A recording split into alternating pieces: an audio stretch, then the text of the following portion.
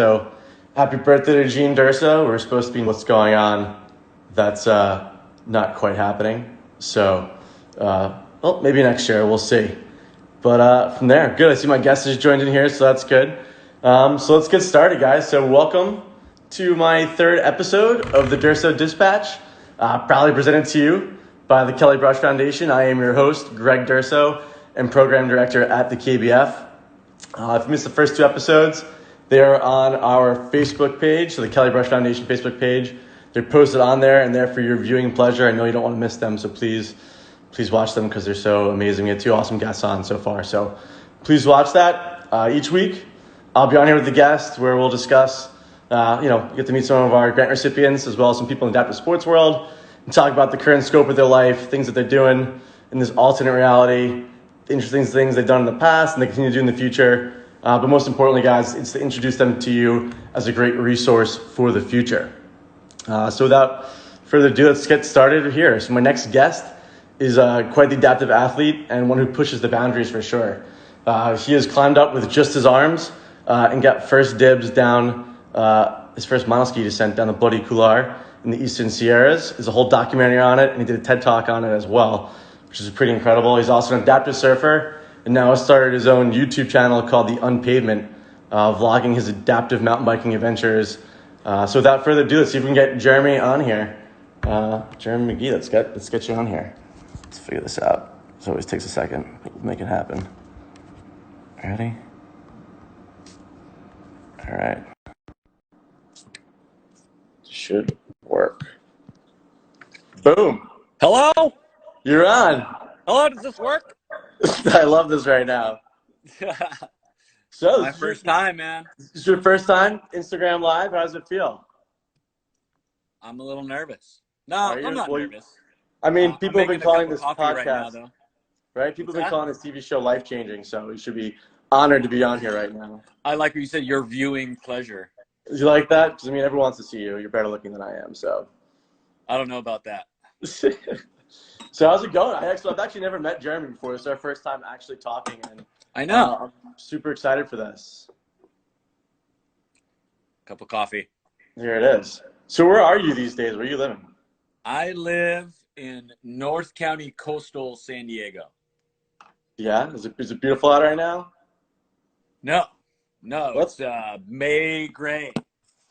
Well, it's not that great here in Vermont either. It's pretty overcast and kind of cloudy, so not too shabby on our end of it. But it was funny. I was actually in. I've been following you for a while, actually, all your street adventures ever since you've been doing your thing. And I guess it was February. I was in the CAF office down in San Diego, and I saw your surfboard there. I guess you had donated to them. Did you give it to them? I gave it to Carlos Molita. Nice. Yeah. He's also quite the stud athlete himself. He's insane, and he's how I originally got involved with Sport On. Oh, really? He basically handed me the torch, so I owe him a lot. He's just a good guy. That's awesome. Oh, look, Dan Solar's in here. Dan, I know you guys rode together. You back with me here for a second? See if Jeremy's internet connection gets back. All right, cool. You're good. But yeah, so I was in there. I saw your surfboard. I got all pumped up. So it's cool that they have it and they're using it. Did you end up getting a new one? Do you have another one? Yeah, that's why I gave that to him. I got a new one, completely redesigned, and it took me a while because I had to make sure it worked first. How did you actually go about doing that? Redesigning to get a surfboard? Did you walk into some surfboard company shop and you're like, "This is what I want," or how? No, there's a shaper here that shaped several boards for adaptive guys, and so what I wanted was definitely different from what they had, and the capability that he has that's amazing is to shape it on the computer first.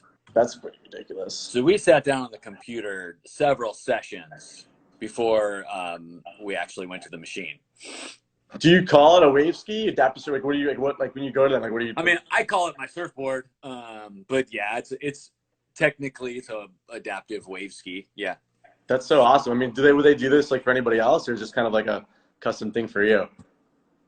Oh, no. I mean, anybody could go in and get one done. Yeah. That's actually really rad. King's Paddle Sports in Carlsbad in San Diego. Good to know. I grew up on Long Island, so I used to surf when I was younger, but I haven't done much of it since my injury, and now I live on a lake in Vermont, so I don't think I need much use of it, but I've always wanted to try it, so I'm going to have I to love do that Vermont, today. man. It's great up here, honestly. Yeah, you got to come right over here for sure, but we can get into that in a little bit. But I used to work, when I was a ski rep, I used to work for a company called Eider. It's like high-end French ski outerwear. Ooh. Oh, yeah, of course. Yeah. And they're based in Burlington. And my first impression of Vermont was flying into Burlington, and it was in October. So you know what the trees are like. Oh, yeah. It's like leaf peeping season. Kaleidoscope of color. And then we went out in like the downtown square area. Yeah. And Church Street. I quickly learned that why it's called Girlington. Well, I literally live in downtown Burlington. My apartment's right here, so it's Awesome. good stuff. Yeah, it's good. I'm going to show up on your doorstep. Yeah, you're more than welcome to. I'd be happy to have you down here. Our office is right on the waterfront too, so it's actually pretty sweet. Rad. Yeah, it's good. It's a good time. So you're also one of our vendors for Kelly Brush. For people that don't know, I guess so. Yeah. So why don't you tell us a little bit about the company you have and what you're doing with that? Well, it's crazy how things happen, you know. I bought the guy used to be Carlos Molita, and I lived in Mammoth, and I just moved back to San Diego and was looking for some better way to like transport my surfboard across the sand and how I could do it independently. Mm-hmm.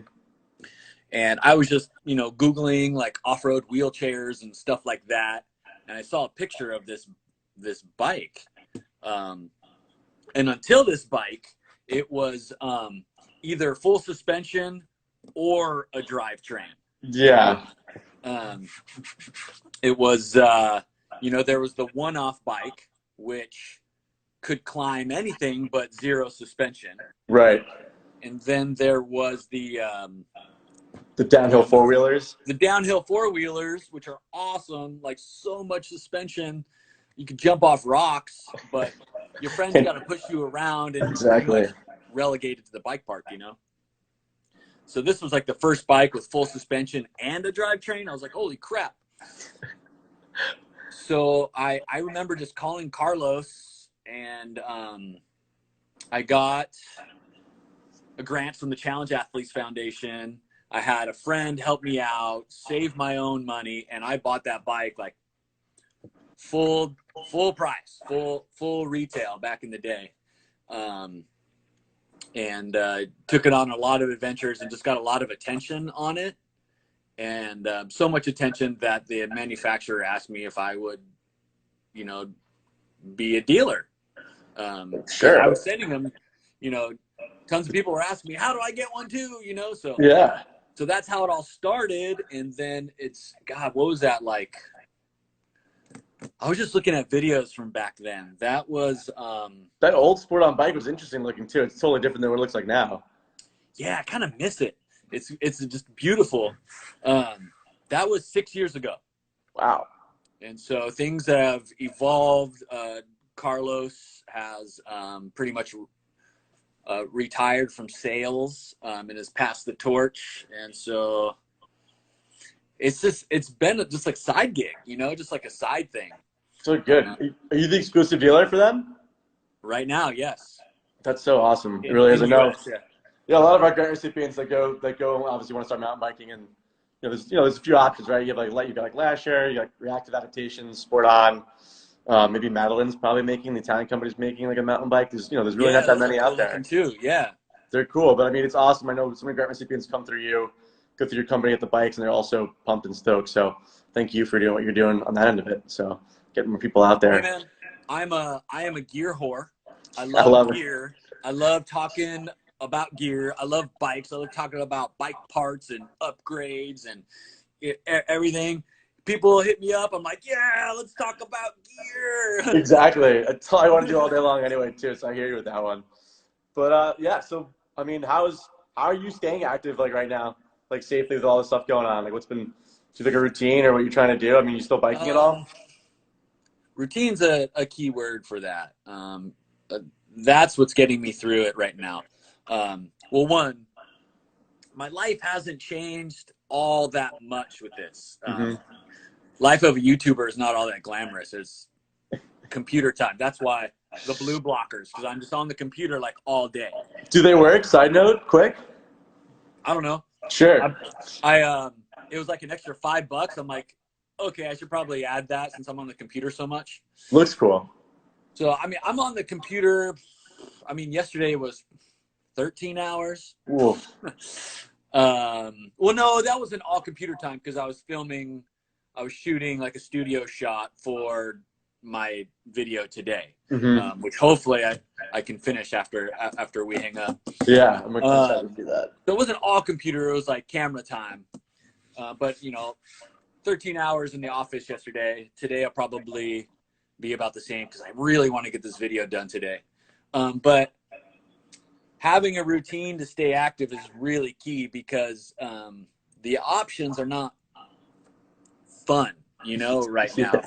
Here, with the population density, everything's they had to close down all the trails and all the beaches and parks. They just reopened the beaches. Did they do that? I was reading about that yesterday. I wasn't sure Orange County, right? They weren't sure what they wanted to do. So much drama, dude. Yeah. So much drama. I don't want to get off track, but I do want to say something about that. Yeah, go for it. People have such brittle spirits, man. I'm sorry. Everybody's crying and complaining about things being closed. And I'm like, dude, you don't know what you have. You cannot appreciate something fully as much as you can until you lose it. Now, this is coming from a paraplegic, okay? I've been through way worse than this. This is nothing. Like, this is not hard, relatively. And people are such crybabies. It's like, dude, throw on your shoes and go for a run and shut up. It's funny when that point up, actually. It's like, someone brought up the point, too, that it's basically like, right, like, as paraplegics, when we go out to do what we want to do, like, a lot of stuff is isolated and we can't do what we want to do. Things are closed off, like whether it being trails or access or things we just can't do. And so now it's kind of funny. Someone wrote like a meme about like now all the able-bodied people know what it's like to have a disability almost because now they can't go out and do these things. And like that's like actually our life, dude, more or less. You just nailed it on the head. But you know what the big difference is there's a light at the end of the tunnel. Yeah, look at us. It's going to end, dude. It's going to end. You're going to be able to surf and do all your stuff. Like, just see this as a time where you're building your appreciation for those things and think about that instead. Yeah, I mean, it's awesome. And then everybody protesting and stuff is just weird. It's just weird, man. It's an alternate reality we live in, basically what's going on. But I'm glad I have my mountain bike because I went on a bike ride 2 days ago, and honestly, that's been like my saving grace because those things go over anything. So gravel grinding is the big deal here in Vermont these days. Yeah, here too. Yeah, so like it's been cool trying to check out these like dirt roads I didn't know about, like class 4 roads that are like that's cool. Beds essentially. So it's been really fun to actually go out and do some adventures on the bike and actually get outside and not be inside. We make fun of gravel riders here. We say that they're roadies that can't ride single track. That's too funny. Well, the single track's closed over here, so we have convince me otherwise. Yeah, exactly. Which is good, yeah. But so why don't we delve in a little bit more about your story, Jeremy? Tell me about how you got hurt, like how did you get into adaptive sports, things like that. I was in a motorcycle accident, 2001. Almost didn't live through it. Just lucky to be alive. I was 25. Do the math. I'm an old man. Yeah. And it was, I don't know. I wasn't in the hospital very long, 6 weeks.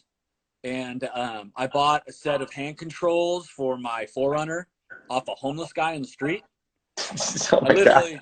He literally, I just got out of the hospital. I was kind of wheeling down the boardwalk at the beach. Some homeless guy comes up to me. He's like, all cracked out, like, "You drive, man? You drive?" I was like, not yet. I need to get stuff from my car. He's like, "I got it for you. I got it. I got hand controls for you." I was like, okay. And he followed me to the ATM. I can't even believe this is a true story. He followed me to the ATM. I pulled out $160. He was selling me for 150. So I just gave him 160 It's because a tip. he's Give him a tip. 20. That was nice of you. Just a tip. Just a tip. And I threw those hand controls in my Forerunner, and a few days later, the following week, I drove out to Colorado, fresh out of back surgery. Oh my God. I just had my turtle shell taken off. All my ribs were, still broken, but my ribs hadn't healed yet. And I went skiing, dude. Really? What Yeah. what injury level are you? T10. Oof. Where'd you go? Where'd you go skiing? Breckenridge, man. My first turns in a sit ski were at the BOEC in Breckenridge, man. Oh, Good such people. a great adaptive program. So shout out to Good BOE. people, man. They know what they're doing. They And do. it was interesting. It's different. Things are different now, learning to sit ski in the early 2000s was like growing up in the 80s, where your friends, Yeah. your mom and dad kind of let you do whatever you want. I first run, they bucketed me, just so I get the feel. Second run, they tethered me, and third run, they pushed the baby bird out of the nest. You're just gone. Were you like a Freedom Factory or Yeti back then? I don't even know what was it. What were you The Revolution, that's Freedom Factory. Yeah. Yeah. Great ski, man. Yeah. I mean, it's crazy. That's awesome. That's literally the first thing you did. That's like, it's pretty incredible. If I would have known then what I know now about back surgery, would not have done that, obviously. I still can't believe you bought hand controls off a homeless person. That's even great. That's even crazier. And they worked. So funny. And they got you all the way to Colorado. Insurance doesn't cover those things, and Nope. I didn't know any better. I didn't know how to find them or didn't know anything. Yeah. How did adaptive sports how is adaptive sports important to you? Like, how did that change your life at all? Like doing all that stuff, is that like how you gained your identity after your injury? That's a really good question. Identity is such an interesting thing. I feel like the more we can live without identity, the freer we are, Yeah. But yeah, you got to be you. You got to be you. You can't. And if you're living your life and not being you, for me, that leads to depression. And I get weird. I get dark. I get really dark. Do you? Oh, hell yeah, man. Just like, I feel like it's not special to me. That's kind of how I think most people are that way. I don't know. Just people just don't talk about it. So that's why it's interesting to actually hear your perspective on it. So yeah, it's important for people to know that this stuff does go on and exists. Yeah, as someone living with a disability, you know how it is. Like you get stamped with, you're so the positive stamp. Sorry, man, that's not me. That's not most of us. It's most days are survival. Most days are just one foot in front of the other. A lot of days, and there's sometimes you get sick of it. Some days it just gets old. It does. And for me, when it comes to being active, there's a lot of science involved in the emotional and spiritual aspect of it. Our emotions are chemicals. They're physical things that exist in our body. And there are glands and things like that control these things. And negative emotions, exist in the body in a physical way. Things like anger, sadness, frustration, fear, jealousy. Those things are, just as with positive emotions, are physical things that are in our body and need to be purged. And there's science that has shown that the molecular structure of a teardrop or a sweat drop is different than the normal water's molecular structure. And there's science that points to, like, there's a reason why you feel better after you cry, you know, Yeah. because those physical emotions are being purged. And when it comes to sweating, man, I let the anger just like boil up to the surface, and kind of get to a point where I won't say I'm hating on myself, but I'm like, point where I'm like, I'm gonna destroy myself right now. Yeah. You react like you relate to that, and just a few minutes of that, and I believe that the science shows that the sweat that comes out in those times is purging that shit, you know. So when it comes to adaptive sports, sports for anybody, man, it's just important to sweat. The science behind it is really, really interesting. No, That's it's what it good. kind I of mean, is for me. yeah. I mean, have you felt that like then like doing adaptive sports is basically transcended like past living an active lifestyle, like help you thrive, like post injury? Have you felt like that's something that That's has happened? interesting, and something that I've definitely thought a lot about. Because, and here's the reason why, the effort it takes is another level. Like I always said, like, give an adaptive athlete an able body, and they will be a professional. You know what I mean? If an adaptive athlete can take their mindset and apply it to an able body, that is a very, very powerful thing. So yes, to answer your question, like, do adaptive sports help propel you to the next level? Absolutely. But it's not just sports; it's the mentality that it takes to how do I put this? To find motivation where there is none. Yeah, I mean, You know what I mean? 100%. Yeah. That's kind of where it is. And to me, that's true motivation, to stick to what you've decided to do, no matter how you feel, and keep going when motivation is gone. That's true motivation. It is, and it's cool to hear you. I Yeah. never actually like thought about the opposite way, like putting our mind into an able-bodied person from that standpoint, like with the willpower, what that would actually transition into from that standpoint. So that's a really good point you made, and everyone seems to agree with you down there. All of our commenters are really pumped to hear this. So Oh, that's it's cool. awesome. Yeah. I see thumbs ups and stuff. Yeah, man, you're spitting some good knowledge out there, Jeremy. So this is really awesome. That's But cool. yeah, this is great. But let's move on to something even cooler. Tell us and like the little people out there about the bloody couloir, what you did for that, like a little brief history on that, because I think it's something that's I don't know. I remember watching it when you first did it and following you. So I was amazed, and I'm sure everyone else would be pretty pumped to hear this. Well, bloody couloir was an obsession, and kind of the result of a lot of ego. My friends would climb and ski this mountain every year, and I was pissed. Felt left behind. Pissed, like so much anger, like just feeling stuck, like sitting, looking at this mountain, just feeling like there was a line drawn, that I was unable to get out there. And I was like, screw that. This is point A to B.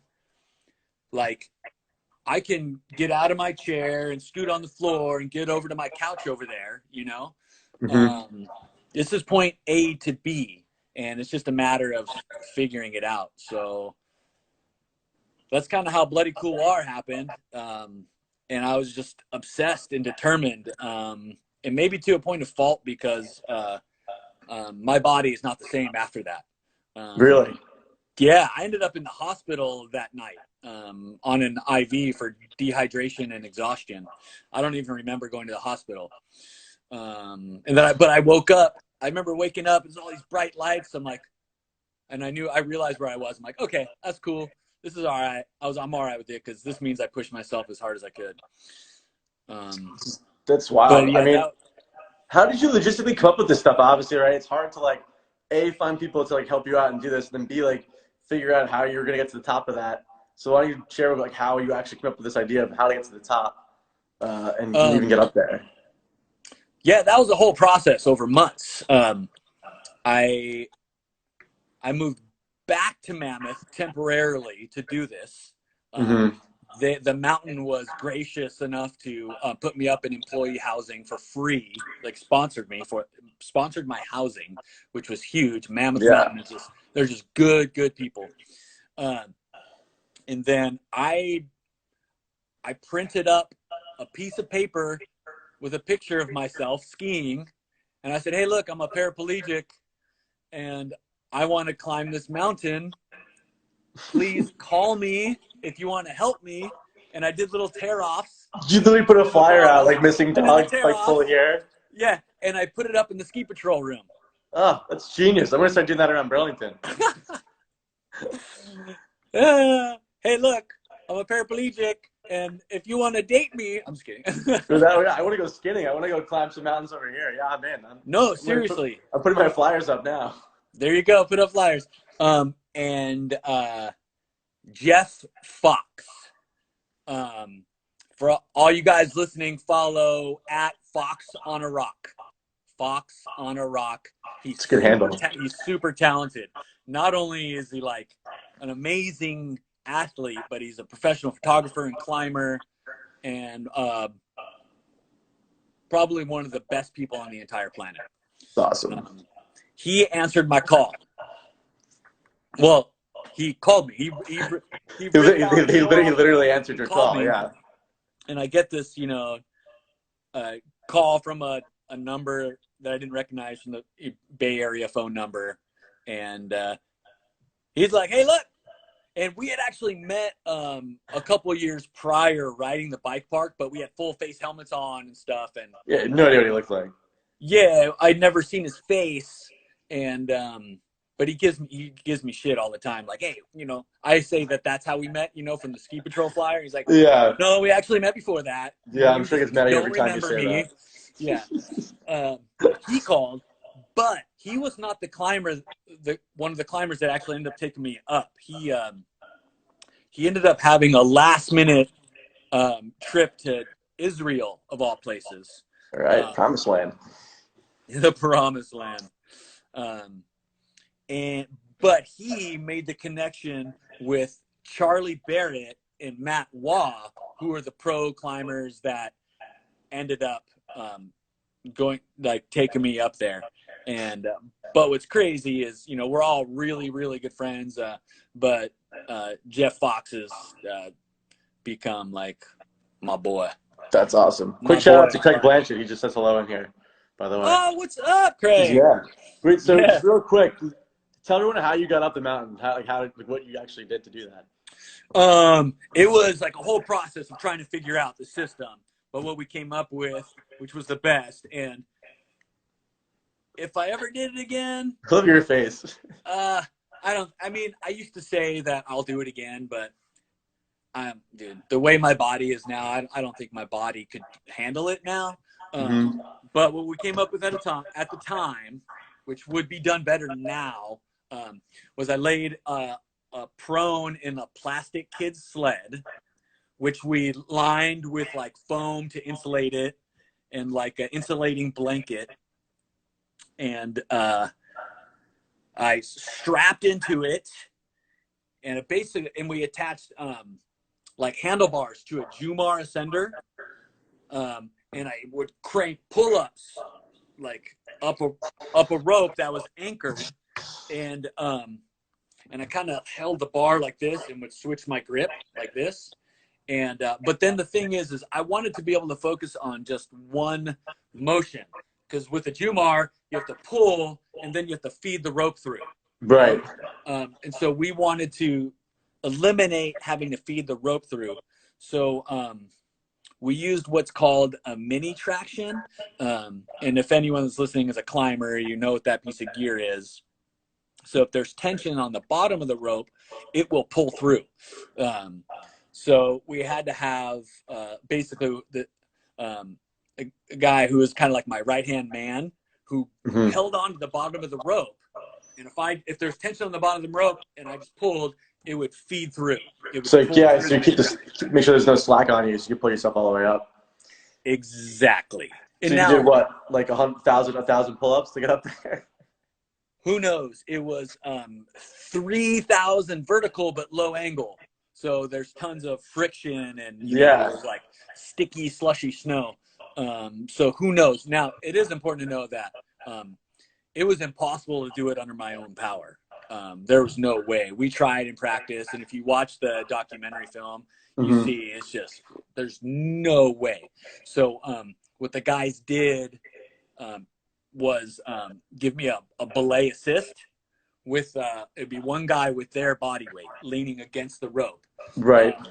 So that it gave me an assist. So as I moved, there was it's like having a power assist on your bike, man. Yeah, I mean, you're still doing the work, but it just makes it a little easier for you. The fact that I ended up in the hospital tells you that exactly.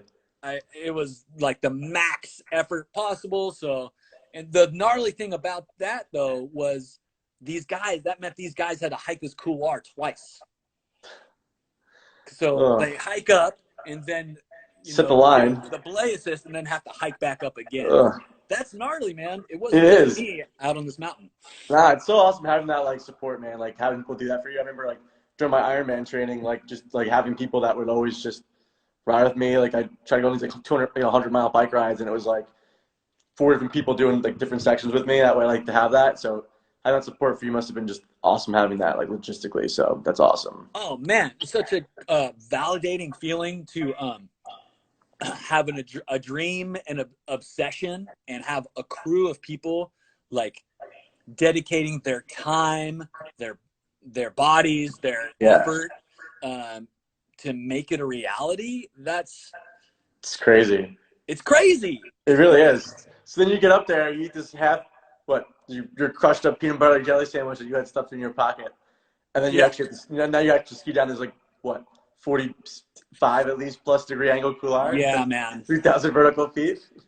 Now I'm not much of a skier. I'm not like I would say I'm a good skier. I'm definitely not expert. And this was definitely the most difficult thing I'd ever skied before. And I was definitely scared. I was definitely having nightmares of tumbling down this thing because it's a no-fall zone. There's like 250-foot cliffs below. I always hate when people go, "Oh, this is like a no-fall zone area." You're like, I clearly understand this is a no-fall zone area. Yeah. Like that. So the question was, could I ski the most difficult thing I've ever skied before and not fall? Yeah, and after you pulled yourself up the entire mountain. So we decided I would ski it on belay with a safety line. Smart. But it's smart because I wasn't going to die, but it made it really, really hard. Because as you know, in a sit ski, like that first turn that you take with zero momentum on a steep slope is gnarly. Oh my God! So, you're your shoulders are down. You have to like commit to the fall line. You're like, oh my God. So gnarly. And at the time, I cut the sides off my bucket, but I'd never skied anything that steep before, so I didn't know like how much I needed to angulate. And my bucket was stopping me from angulating enough. So So since I was skiing on belay, I had to like do one turn and stop, one turn and stop, one turn and stop, and do that first turn every time. It was gnarly. Which is crazy too, because if they had too much tension, anything like us, like right with no core, like if someone taps you, you're moving. So if someone throws your balance off with too much, like not enough slack or too much tension on the line, like you're not gonna be able to make your move. Oh, 100%. There was actually one time where in the steepest part of the couloir, I was just getting into a rhythm. I was controlling my fear. And I was fully committed. Like I was into it. I pressured the tip of the ski. I'm in the fall line, and boom, there's no more. There's slack is gone. And like, it was oh my God. whiplash. It was, oh my God, it was shocking to say the least. And I slammed down, high-sided slam down on my hurt shoulder. Oh God. And people give Charlie crap for that, and I'm like, dude, has anybody ever belayed a sit skier in a backcountry couloir before? Probably never. No. Like, give the guy a break. Yeah, no, I mean it's crazy. I mean it's so crazy. Like just like skiing down that steep anyway, and going from that, as your arms like on the uphill up here, and then you're like trying to angulate over, and then like you gotta like keep your body down the fall line. That's just so difficult. It's just so difficult. Yeah. So skiing that thing was just as hard as climbing it in a different way, of course. The middle of the couloir was amazing. Once we got past the no fall zone, we took the rope off, and I got to rip it, and that's where the snow was really good. Yeah. But then down towards the bottom, it was a nightmare, man. So you mashed potatoes. He doesn't want to move anywhere. It was Moon Crater. This was in June. This was June 12th on a bad snow year. It's like cement. It was like Moon Crater sun cups, and at the bottom of every crater was a boulder. It was gnarly. That's what actually pushed me over the line. At that point, I was so tired. I was exhausted. My buddy used the analogy. He's like, "Man, that's like running a marathon and then going surfing Mavericks on a big day." That's actually about right. Yeah, I mean, I can't imagine getting pounded by Mavericks anyway. That sounds like a whole other ridiculous episode in of itself. But yeah, that's crazy. So there's a documentary called Drop In, right? It documents the whole thing. So I suggest people go check it out if they can, because it's pretty. I mean, I remember watching it, and it was awesome. Yeah, you know what I need to do? God, it's been so long. I've got a box of DVDs left, but who has a disc player anymore? Also, well, I mean, some people are using it. It'd be sweet, yeah. It'd be cool to have. It'd be cool to have anyway. I've been meaning to put it online, and I really need to do that. So maybe this will motivate me to do it. I kind of want to do it so like if someone signs up for the email list, they get a link to the movie or something like that. But I was also thinking about like doing it in a series, like kind of chopping it up a little bit and doing maybe a 6-part 6-episode series of it. I mean, it's like cool. that, I mean, releasing that. There's a lot to go into it. It'd be cool. That's like there's like director's cut commentary at the DVD, like you're explaining what's going on through the whole thing. I don't think I can. I don't know if the actual video, the project file exists anymore. That would be the problem. I wouldn't be able to edit it. But still, I'd be able to pull it into like my Final Cut timeline and cut it, but I wouldn't be able to do any editing to it, really. Oh, right. My point. But, I mean, in the end, you did a TED Talk on it, too, which is pretty incredible. I know Kelly's had some awesome reactions to your story as you're telling it. But I know she did a TED Talk, and it's pretty tough to do. So I'm sure that was pretty cool to do a TED Talk about it then. And again, it's crazy how things happen. My friend from Mammoth, her brother was a TEDx organizer. Now it's a TEDx Talk, not TED Talk. TEDx is like the smaller local stuff, right. You know? So not as big of a deal, but it looks cool on my resume to have that big TED logo behind me on the stage. And it just looks cool. But her brother was a TEDx organizer for a TEDx event here in San Diego, and they had a last-minute cancellation. And I had just gotten back from climbing Bloody, and she asked me, "Hey, do you want to do a slideshow, take the place of the speaker?" And I was like, "Sure." So she said, "Okay, cool. Here's the email address to the guy. Send him your slides." I was like, "Okay." So I sent him 66 slides. And there was this major freak out. And I was like, I thought I was just going to give like an informative slideshow. And turns out that's not what TEDx is. You're like, okay. So I had like like over an hour, slideshow presentation prepared. And I had to basically like whittle it down and whittle it down and whittle it down and whittle it down and practice and practice and practice down to 12 minutes. That was hard, but probably the best thing for my speaking career ever. So you had to figure that stuff out. So that's good though. Good for you on that. Yeah. It's so funny. I watched that talk and I cringe. It is so terrible. Please don't watch it. Now I'm going to have to watch it so I can make fun of you. This is going to be great. It's really bad. That's okay. So I wore a beanie. I saw that. You had long hair then too. You were like, those are the days of hair. That's cool.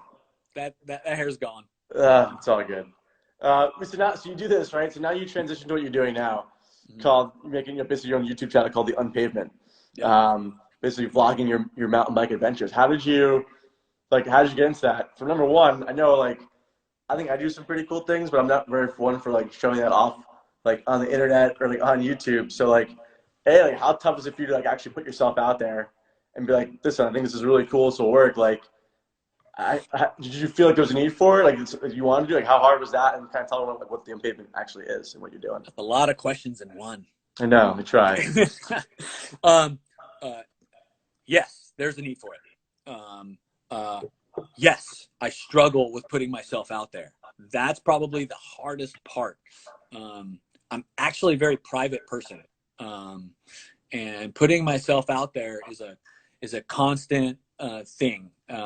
I constantly, I need the comments, I need the positive feedback to keep going, because I wake up and I don't feel like being on camera. I don't feel like exposing myself.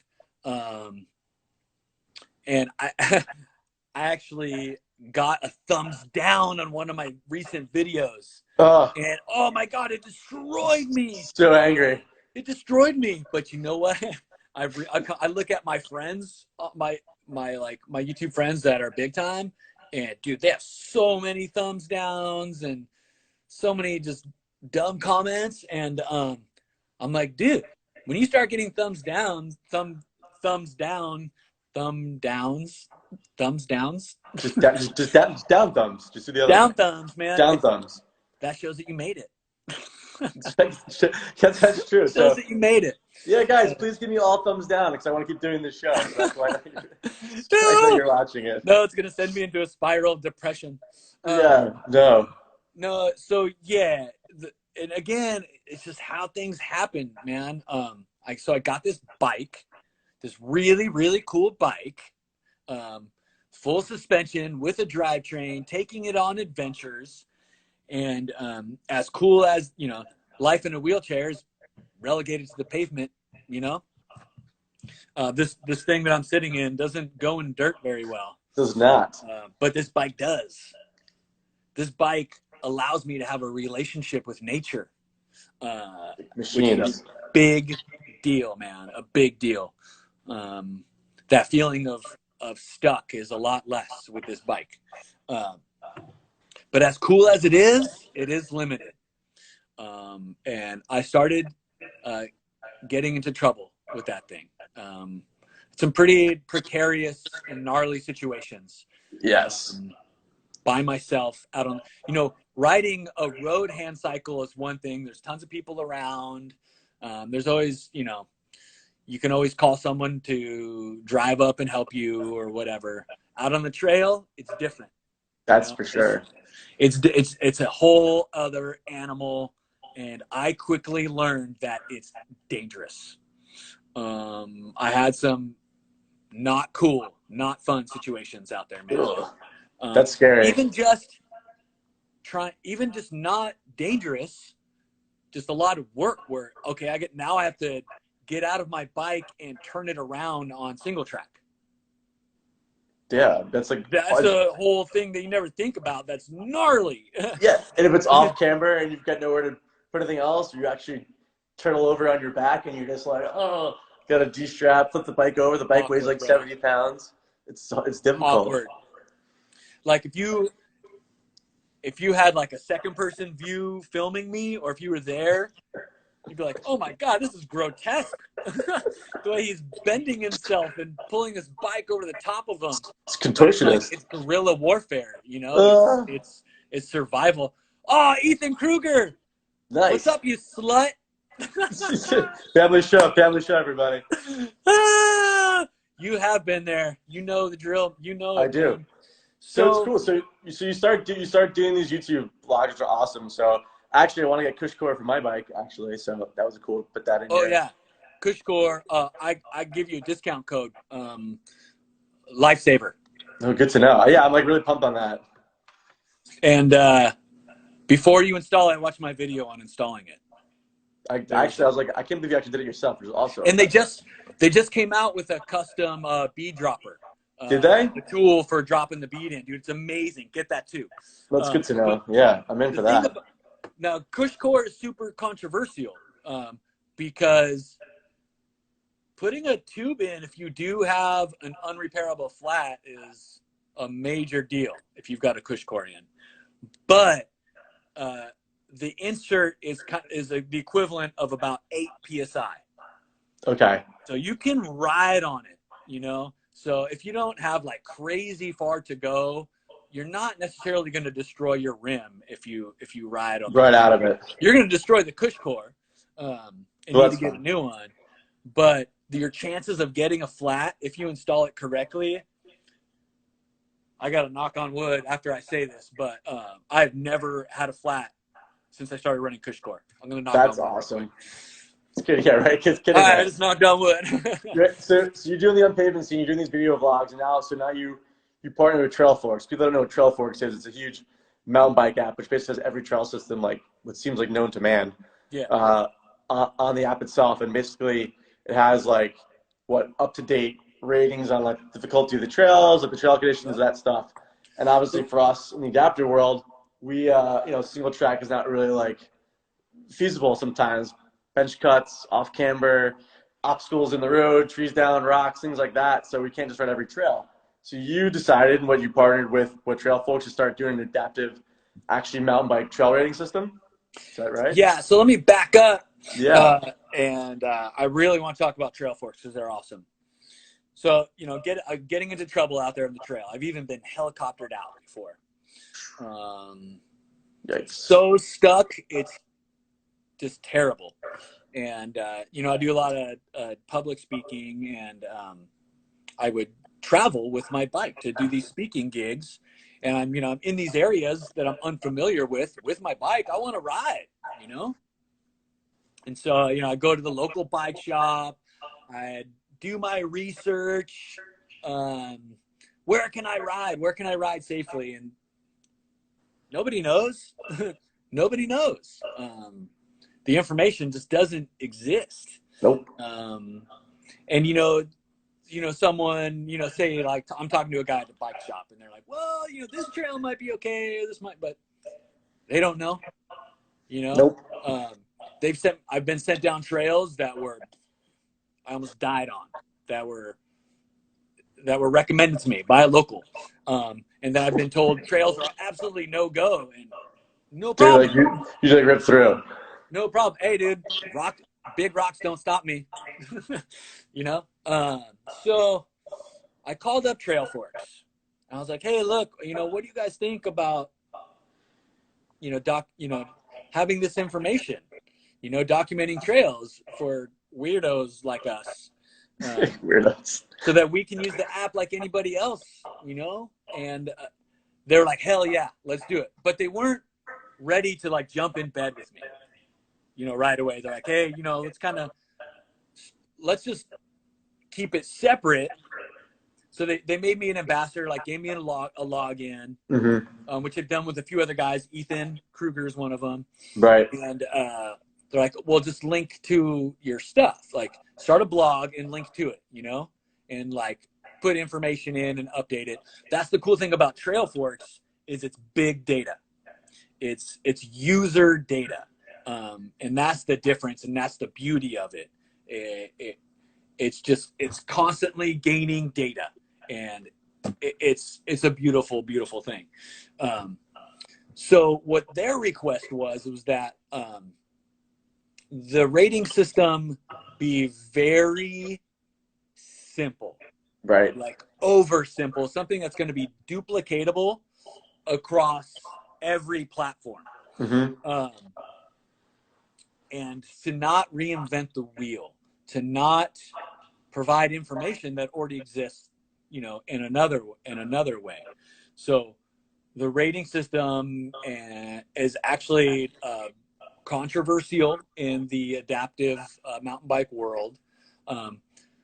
But that's because people are looking for like an all-inclusive thing. This is not that. This does not exist on its own. Yeah, it's just strictly for the bikes. All it does is answer one question. Do you need a support rider or not? There's I'm not the only guy doing this. There's other people doing this, and they're doing beautiful jobs at it. But for me, I can't. It's hard for me to focus when there's a lot of information, and there's guys out there, just a lot of really beautiful, really good information. But you know what? When it comes to everything in the middle, the whole stuff where it's a maybe, you give me all the information in the world, and I still don't know. There's still a question. Right. So why not just take that middle and just say it's maybe, and don't do it alone for the first time. Yeah, just simplify. I rarely ride alone anyway, just because I never know. I ride alone most of the time, but I've learned the hard way, dude. The temptation. You gotta go check out that trail. Do I go down that trail? I really want to. I really want to go down that trail. Don't do it. So you have what? You got mountain bike. That's mountain bike 1, 2, 3, right? It's like big can of worms, Ethan. Big can of worms, Ethan. Hey, we should split a 12-pack over that one, huh, Ethan? What were you saying, Greg? So you have what? You have a 1, 2, 3, basically rating system of like adaptive mountain bike 1, 2, 3, and it's basically what? Like totally riding yourself. One is the answer is no, you don't need a support rider, and 3 is the other side. Yes, you do need a support rider, and everything in the middle is a maybe. And so it's coupled with uncut video. That is the number one resource. And we're big picture here. We're in for the long game of gaining big data over 10 years. So hopefully in like 10 years, adaptive riders can go, use the Trailforks app, and there's uncut video for almost every trail out there, and you watch the video and you can say, oh, okay. This is what it looks like. But there's still a question, because GoPro effect. Something where it's like, oh my God, I almost died. Looks like nothing on the camera, Peanuts, yeah. Where do you mount your GoPro? Like, I mount it now. It's funny. The video I'm cutting today it's kind of a tribute video to the decisions that I've made to like up the quality of my videos. And one of those things is changing the mounting position from my helmet to my chest pad too. So you guys on the stem of the chest pad, right? Yep. Facing forward, it's kind of the equivalent of wearing a chesty as a two-wheel rider. I like that view because you can actually see the suspension working, which is like really the coolest part. I think that's where you can really tell like the actual angles and terrain you're going over by how much the suspension is actually working when you're going over some of these obstacles. And I've started like having fun with slow motion. So it looks really cool in slow motion, watching the wheels articulate and stuff. Yeah, and it's just more of a more traditional mountain bike filming perspective with the handlebar in the shot and everything. It looks a lot better. And also one thing I'm talking about in my video is it's closer to the action, and the closer you are to the action, the faster it is, the more you can see like how fast the scenery is actually going by. When the camera is up on your head, you're further away from the action, and the scenery going by is not as fast. Oh, that's interesting. Yeah. Like you look at an airplane in the sky going by, it looks like it's going slow, right? Yeah. It's so far away. But you look at your hand going by your face, it's all blurred. It looks super fast, The closer you are, the faster it looks, you know? So No, that's a big, the mounting position is definitely a big deal. that's so cool because I have so many friends here that are trying to like just scope out the trail system just to see like what's rideable and what's not. So it's always interesting to have like these videos and figure out what works and what doesn't work and start like doing some of the stuff on the East Coast too would be fun just because I mean, we have great trail systems up here. And it's just good to know like what the bike, I mean, like people are usually amazed what the bike can do anyway. You know, someone comes down, they're like, oh, there's no way you could do that. Then you actually can do it. And they're like, what? Like, it's crazy. So, I mean, these machines do handle a lot, and it's just interesting to see what, parameters there are that can let people do this or not, which is interesting from the rating scale. Absolutely. I want to answer Ethan real quick. Yeah. Yeah, he's totally right. He's saying the best way to judge if the bike fits down a trail. Yeah, but then that says nothing about skill level. Right. 100% correct. 100% correct. But the thing with that is skill level is such a wide range. And it is multiplied exponentially when it comes to adaptive because there's so many factors involved in evaluating skill level. Mm-hmm. There's the skill level, which ability level, you know, how good a rider is, you know, Mm-hmm. beginner, intermediate, advanced. And then the disability level adds a whole other factor to that. Exactly. And then the equipment, the capability of the equipment. And that's just the tip of the iceberg of trying to evaluate skill level.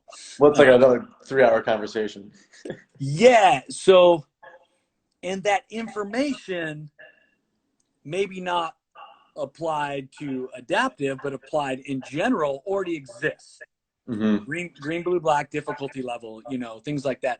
So, and you can usually shift that, you know, for adaptive, you know, slightly one way or the other.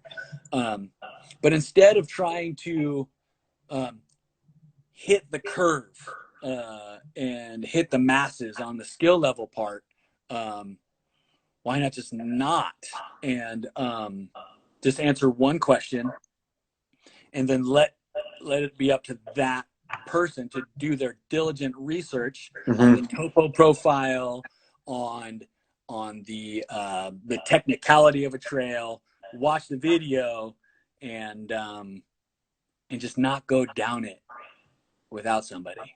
Exactly. Yeah, no, that's like totally on the money there. I think that's good. So actually, we have about a minute and a half left here before our actual hour comes up. But real quick, do you have a quick I told tip? you we were going to go long. I told I know. you. This is good, though. I still want to keep talking to you anyway. But do you have a quick tip, like just for anyone like starting out mountain biking? Like for me, I always say just by finding your line. It's kind of like skiing is like finding your line and looking in front of you. I think is always a good tip. Do you have anything that you found that's really important that's helped people out that you've ridden with or taught people what to do? For skiing? No, for mountain biking, kind of the same like finding a line or whatever that works. One tip. Picking your line with mountain biking. Mm-hmm. Oh man, good luck.